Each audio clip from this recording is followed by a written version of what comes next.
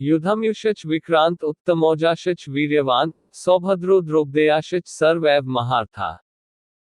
पराक्रमी युधाम्यु, अत्यंत शक्तिशाली उत्तमौजा, सुभद्रा का पुत्र, द्रौपदी के पुत्र, ये सभी महारथी है।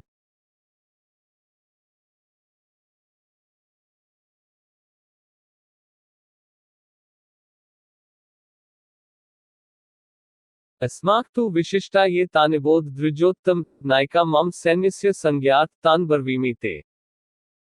किंतु है ब्राह्मण श्रेष्ठ, आपकी सूचना के लिए मैं अपनी सेना के उन नायकों के विषय में बताना चाहूंगा जो मेरी सेना को संचालित करने में विशेष रूप से निपुण है।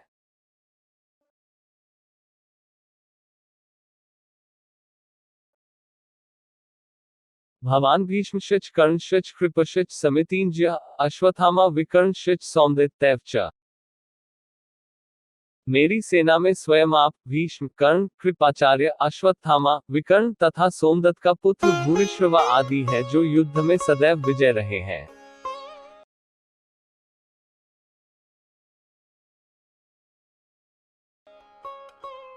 जय श्री कृष्ण।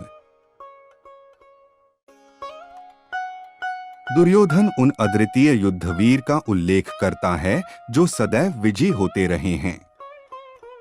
विकर्ण दुर्योधन का भाई है, अश्वत्थामा द्रोणाचार्य का पुत्र है और सोमत्ती या भूरिश्रवा बार्हिकों के राजा का पुत्र है।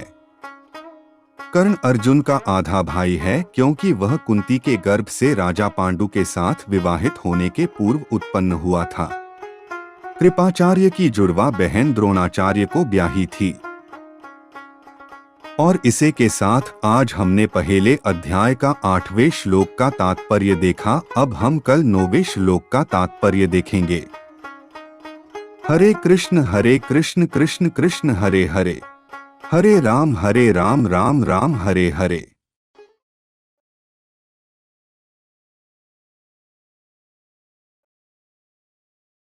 अन्य च बहवः श्रोरा मत्तरे त्यक्त जीविता नानाशस्त्र प्रहरणा सवे युद्ध विशारदा।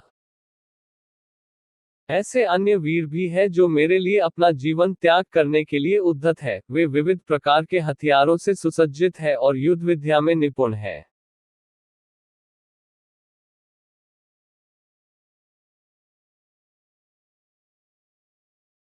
जय श्री कृष्ण।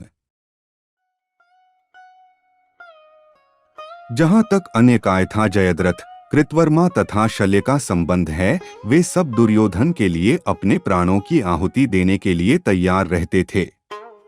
दूसरे शब्दों में यह पूर्वनिश्चित है कि वे पापी दुर्योधन के दल में सम्मिलित होने के कारण कुरुक्षेत्र के युद्ध में मारे जाएंगे। निसंदेह अपने मित्रों की संयुक्त शक्ति के कारण दुर्योधन अपनी विजय के प्रति आश्वस्त था। और इसे के साथ आज हमने पहले अध्याय का 9वें श्लोक का तात्पर्य देखा। अब हम कल 10वें श्लोक का तात्पर्य देखेंगे। हरे कृष्ण कृष्ण कृष्ण हरे हरे, हरे राम राम राम हरे हरे।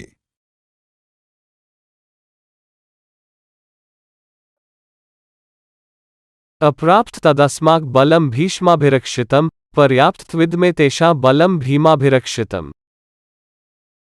हमारी शक्ति अपरिमेय है और हम सब पितामह द्वारा भली भांति संरक्षित है, जबकि पांडवों की शक्ति भीम द्वारा भली भांति सुरक्षित होकर भी सीमित है।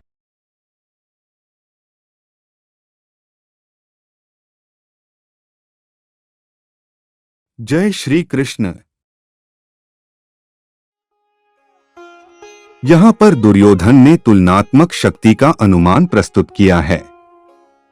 वह सोचता है कि अत्यंत अनुभवी सेनानायक भीष्मा पितामह के द्वारा विशेष रूप से संरक्षित होने के कारण उसकी शस्त्र सेनाओं की शक्ति अपरिमेय है।